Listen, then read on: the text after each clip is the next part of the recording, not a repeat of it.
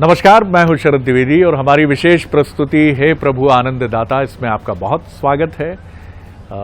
नवरात्रि का 7वां दिन, मध्य प्रदेश, छत्तीसगढ़ देश देवी उपासना में लीन है, क्योंकि नवरात्रि निश्चित तौर पर एक अपनी तरह का विशिष्ट त्यौहार है सनातन परंपरा का। आज जैसा हमने पिछले कुछ एपिसोड्स में हमने देवी के उन स्वरूप पर बात की, उनके नामों पर बात की और कुछ ऐसी देवियों पर भी हमने उनके बारे में विनम्रता से जानने का प्रयास किया जिनके बारे में आमतौर पर आपके हमारे पास बहुत अधिक जानकारी नहीं है। देवी के जो विभिन्न स्वरूप हैं उसमें शायद एक स्वरूप और कम चर्चित है, देवी के रूप में। वैसे तो वो हमारी पूजा, उपासना, श्रद्धा, आस्था का अभिन्न केंद्र है और रहा है। मैं बात कर रहा हूं आपके, हमारे सबके आंगन की तुलसी देवी। तुलसी के बिना सनातन परंपरा के अनुयायियों का कोई भी आंगन अधूरा है। चाहे आप किसी फ्लैट में रह रहे हों जो 60वीं मंजिल हो उसकी, मुंबई की मैं बात कर रहा हूं, तो वहां भी आपको छोटा सा एक तुलसी का पौधा जरूर मिलेगा। तो आज हम यही बात करेंगे कि देवी भागवत पुराण में जो तुलसी का वर्णन है, तुलसी देवी का, वो किस स्वरूप में है, किस तरह से उनकी आस्था और मान्यता के देवी के रूप में पहलू हैं, इसी पर हम बात करेंगे। हमारे साथ हैं भगवत गीता के अध्येता, मानस मर्मज्ञ प्रोफेसर सुरेंद्र बिहारी गोस्वामी जी। प्रणाम कर रहा हूं गोस्वामी जी। विषय आपके सामने है तुलसी देवी। आज आपने जिन देवी को रखा है, संसार में सबसे ज्यादा प्रत्यक्ष वही है जी।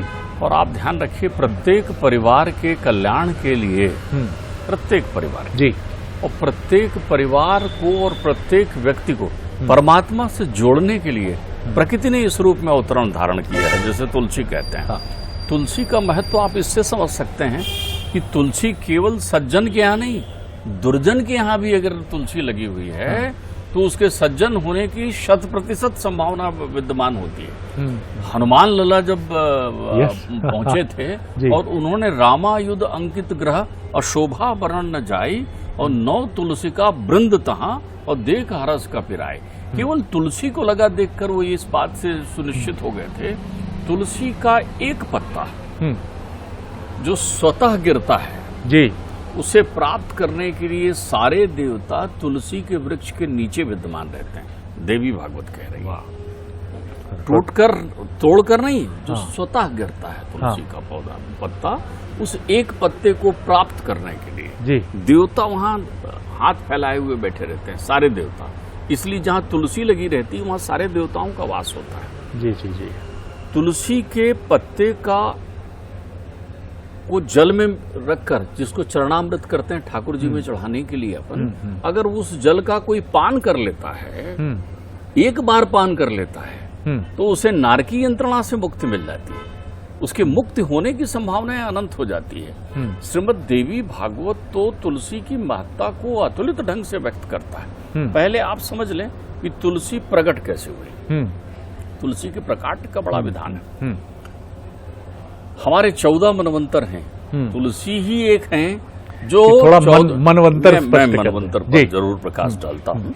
देखिए, मनु के पुत्र, मनु के पुत्र, जो भी मनु के पुत्र हों, इंद्र देवता, उस मनवंतर के जो देवता हैं, देवता, सप्तऋषि और परमात्मा के अंशावतार। हर मनवंतर में परमात्मा अवतार लेते हैं, तो ये 6 मिलकर के मनवंतर कहलाते हैं। मनु के पुत्र, देवता, इंद्र, सप्तऋषि और परमात्मा का अंशावतार, ये 6 जहां मिलते हैं, 6 प्रक्रियाएं ही होगी, वो एक मनवंतर हो जाता है, वो मनवंतर कहलाता है। हमारे यहाँ 14 मनवंतर वर्णित है। 14 मनवंतर का प्रारंभ होता है मनु से। जब मनु प्रकट हुए हैं संसार में तो उसे स्वयंभू मनवंतर कहते हैं। उस मनवंतर में अधिपति स्वयं मनु रहे।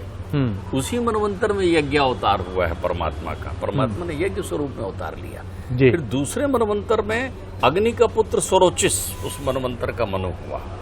अग्नि का पुत्र है स्वरोचिस, उस मनवंतर का अधिपति हुआ। उस मनवंतर में परमात्मा ने सत्यसेन के रूप में अवतरण ग्रहण किया था और सत्यव्रत जो है वो इंद्र थे। तीसरा मनवंतर जो हुआ, अब यहाँ से प्रियव्रत के पुत्रों को मनवंतर के अधिपति बनाने का मिला।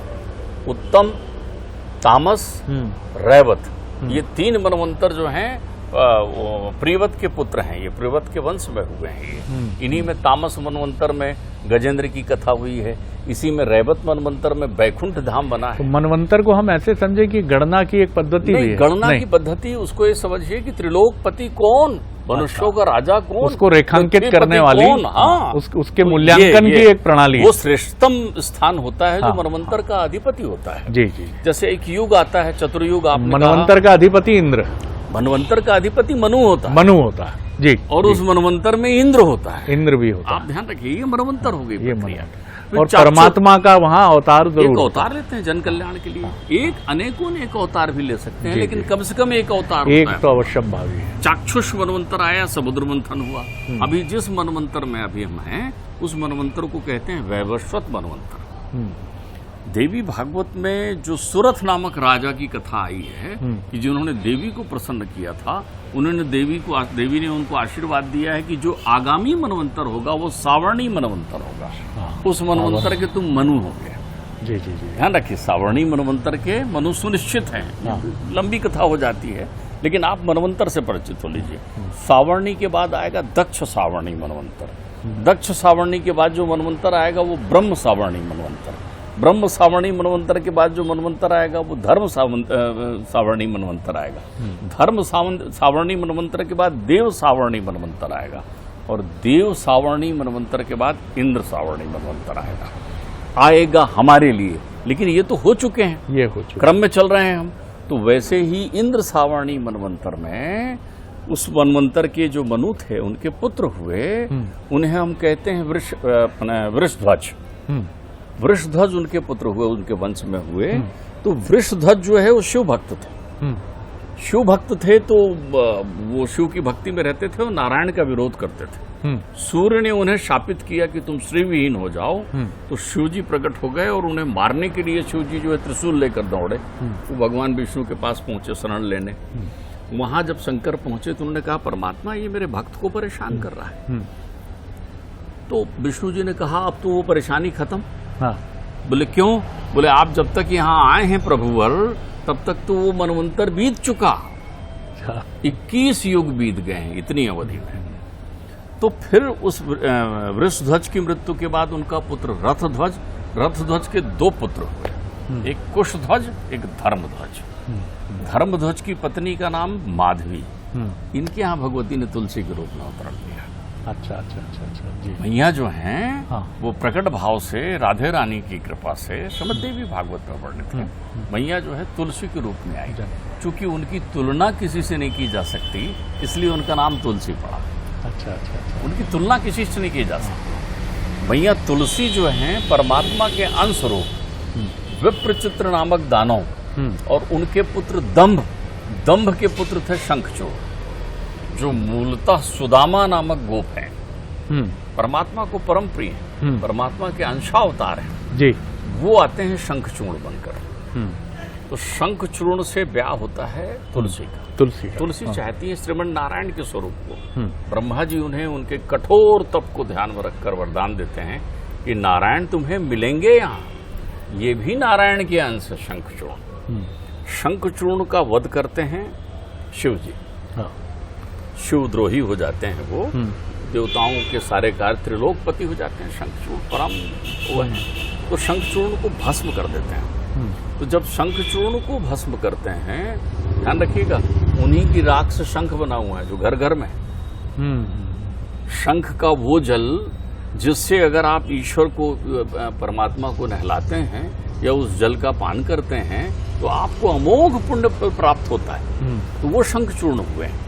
ये लीला बड़ी गहरी और लंबी कथा है। मैं मूलतः तुलसी को आपको बताना चाहता हूँ। तुलसी का व्रत भंग करते हैं शिव जी के मान रखने के लिए विष्णु जी, क्योंकि जब तक तुलसी व्रती रहेगी तब तक शंखचूर्ण का वध नहीं हो सकता। तो शंखचूर्ण का वध करने के लिए नारायण जो है शंखचूर्ण का रूप धारण करके तुलसी का व्रत भंग करते हैं। तुलसी के व्रत भंग हो जाने पर तुलसी, नारायण जब प्रकट होते हैं अपने स्वरूप में, तो नारायण को शापित कर देती है तुलसी कि तुम्हारा हृदय तो पाषाण का है, कुलिस कठोर निठुर सोई छाती, तुम पाषाण ही हो जाओ।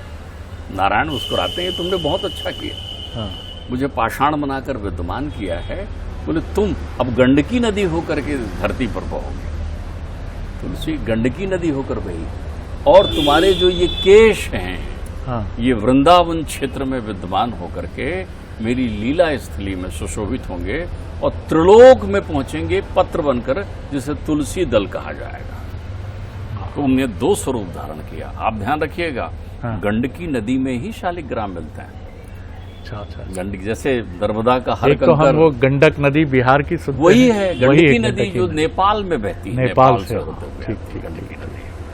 तो गंडकी नदी जो है उसमें परमात्मा जो वहाँ जो पत्थर तैरते रहते हैं, उनको वहाँ नदी के जो कीड़े हैं उसमें आकृति बना देते हैं। देव योग से आप वैज्ञानिक ढंग से ये कह सकते हैं। तो उसमें शंख, चक्र, पद्म इत्यादि बन जाता है, वही शालिग्राम कहलाता है। वो गोल पत्थर जो मंदिरों में आपको दिखाई पड़ता है, वो सब प्रकार के स्वरूप लेते हैं। वो राम के स्वरूप में भी हो जाते हैं, कृष्ण के भी स्वरूप में हो जाते हैं। तो ये तुलसी दल बन गई।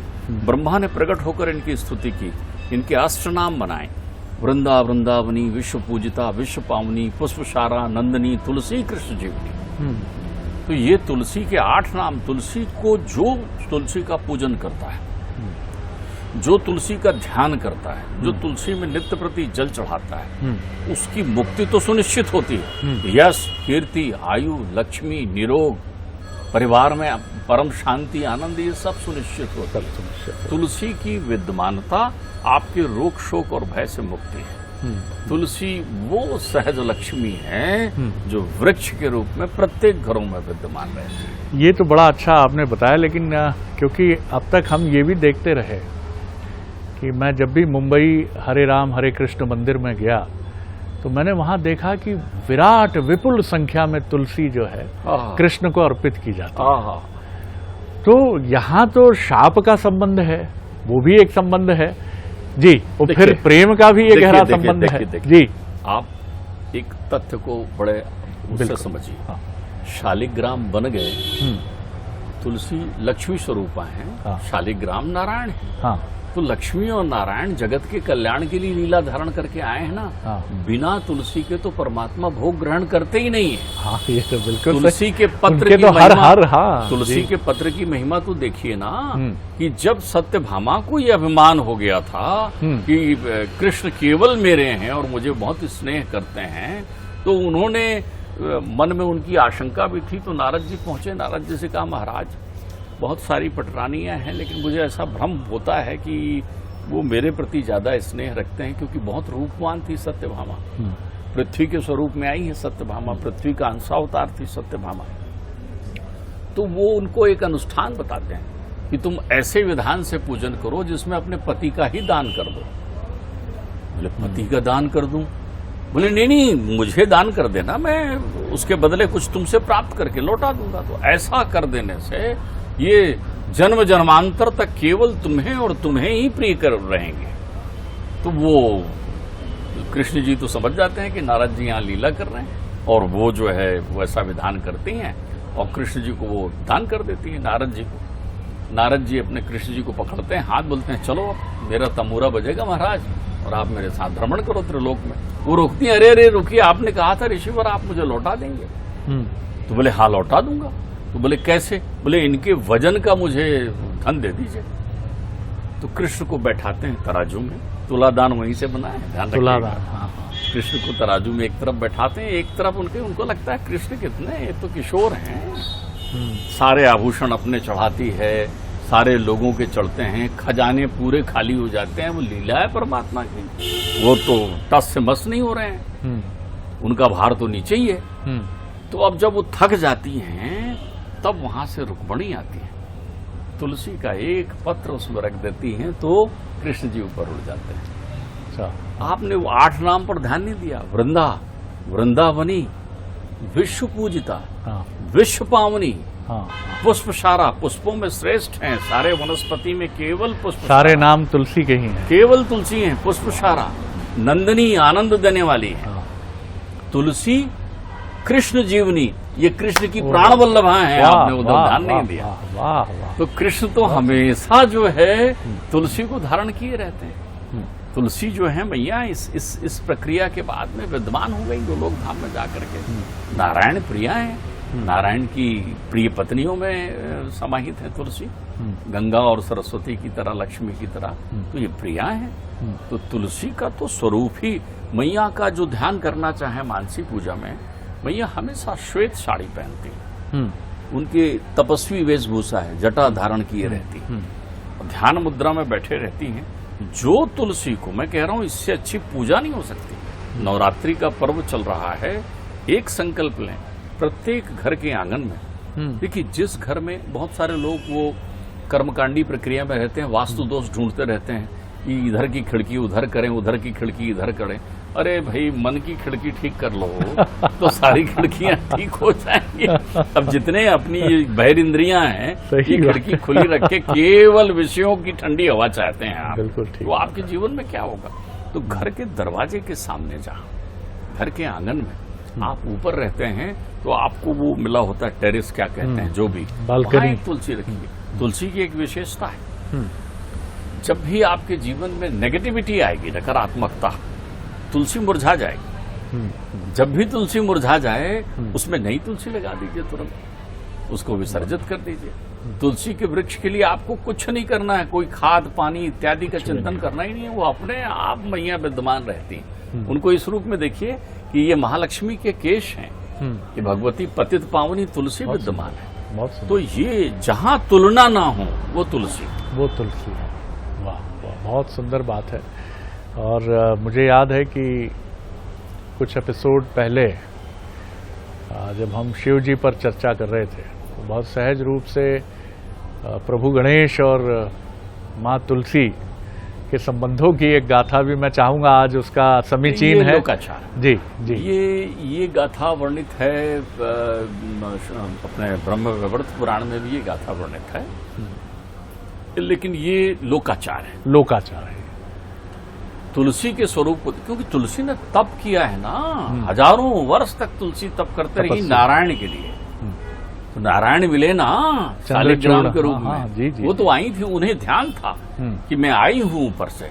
ब्रह्म वैवर्त पुराण में तो ये भी है कि राधे रानी ने उनको कहा था कि अब तुम्हें मृत्यु लोक जाना होगा। रुष्ट हो गई थी किसी प्रक्रिया से, तो तुलसी मृत्यु लोक में आ गई थी, अब अंशावतार लेकर के मैया जो है। तो जब तपस्यारत तुलसी के तेज को देखा गणेश जी ने, तो गणेश जी वहां से निकले। तो गणेश का अर्थ ही होता है जिनके आने से आपका मन मुदित हो जाए, आनंद करना ही है। मुदित, इसलिए मोदक तो वो लिए ही रहते हैं ना, मन मुदित करना होता है। ध्यान रखिए, गौरी बोलने का अर्थ ही होता है कि वो मुदित हैं, वो मुदित हैं। जब भी मैया का नाम गौरी लिया जाता है, इसका मतलब उनके पास गणेश जी हैं ही। जब मैया गणेश के संग होती हैं तो गौरी बन जाती है। जी जी जी, ठीक है ना। तो अब आप देखिए कि वो वहां से निकले, तो उन्होंने उनकी तरफ देखा, उन्होंने कहा, तो तुलसी उनको देख के मुस्कुराई, उन्होंने कहा बड़ी सुंदर लग रही हो, मुझसे ब्याह करोगी? तो तुलसी मुस्कुरा गई, थोड़ा हंस दिया तुलसी ने। अब वो हंस दिया, गणेश जी तो चले ही जा रहे थे, लेकिन उनके हंसने पर चंद्रमा जो है और खिलखिलाकर हंस पड़ा। तो उन्होंने चंद्रमा को शापित किया और तुलसी की तरफ कहा, अब तुम मेरी पूजा में आना नहीं करो। जैसे किसी बालपन में ठिठोली हो गई हो, तो उस घटना को आधार लेकर, जैसे हमारे यहाँ के लोगों में सामान्य जो श्रद्धालु होते हैं, उनके मन में भाव नहीं आ जाता कि शनि महाराज कुपित हो गए हैं, राहु महाराज कुपित हो गए हैं। जैसे उनने फुर्सत निकाल लिया है पूरा समय देवता ने कि वो आपके पीछे पड़ेंगे आकर के कि वो कुपित हो गए। देखिए, बहुत सूत्र याद रखिए, छोटा सूत्र है, संक्षेप में। जी, बिल्कुल छोटा सूत्र। युगों की बात हम कर रहे थे। जब आप सुषुप्त हो जाते हैं, सोने लगते हैं, प्रमादी और आलसी हो जाते हैं, तब कलयुग में होते हैं। जब आप सो रहे होते हैं, तब आप कलयुग में होते हैं। जब आप अंगड़ाई लेने लगते हैं, तो आप द्वापर में पहुंच जाते हैं। वो अंगड़ाई लेने के समय आप द्वापर में होते हैं। अच्छा, फिर आप बिस्तर से उठ खड़े होते हैं तो त्रेता युग में आ जाते हैं। और जब आप पुरुषार्थी बनकर कर्म करने के लिए चलने लगते हैं और उद्यम करने लगते हैं, तब आप सतयुग में होते हैं। इतना ही तो है युग की कहानी। तो आप ये सोचिए कि आप कौन से युग में हैं। ठीक, क्या आप प्रमाद में हैं, क्या आप सुषुप्त हैं, क्या आप जागृत अवस्था में हैं, या आप चेतना को प्राप्त कर चुके हैं। तो जो चैतन्यता को बढ़ाती है वो शुभता तुलसी में है। तुलसी आपको चैतन्य करती है। बहुत सुंदर बात है। और तो तुलसी का ये जो वर्णन है ये बहुत ही अद्भुत है, और प्रभु नारायण से जो उनके संबंधों का एक बहुत ही अभिन्न और अनन्य और इंटेंस गहन जो रिश्ता है उनका, प्रेम का, स्नेह का, भार्या का, पत्नी का, वो भी ये बहुत स्पष्ट परिलक्षित होता है। और मैं फिर जब गोस्वामी जी से चर्चा कर रहा था तो आप में से अनेक लोग हरे रामा हरे कृष्णा इस्कान टेम्पल जिसको हम बोलते हैं गए होंगे, और जो तुलसी माँ की जो तुलसी दल जिसको हम कहते हैं, और उनकी जो सुगंध है अद्भुत मनोहारिणी है। वो न सिर्फ हमारे श्रद्धा भाव को जागृत करती है, बल्कि निश्चित तौर पर जहाँ तुलसी दल की वो अवर्णनीय सुगंध है, वो सुगंध कृष्ण की या विष्णु की उपस्थिति को भी, भगवान विष्णु और कृष्ण की उपस्थिति को भी रेखांकित करती है। ऐसा लगता है कि मुरलिया बजने लगी है, ऐसा लगता है कि पीतांबरधारी अब सामने ही खड़े हैं और अभी दर्शन ही देने वाले हैं। तो ये देखिए, ये तुलसी का वो स्वरूप है कि वो आपके हमारे आंगन की तुलसी तो हैं ही, लेकिन वो पीतांबरी भी है। वो भगवान विष्णु और भगवान कृष्ण की अनन्य सहचरी के तौर पर वो ये बताती हैं कि जहां मैं हूं वहां वो भी है। अगले एपिसोड में एक और विषय को लेकर, माँ देवी से ही जुड़े हुए विषय को लेकर फिर आपसे मुलाकात करेंगे, आपसे फिर भेंट करेंगे। नमस्कार।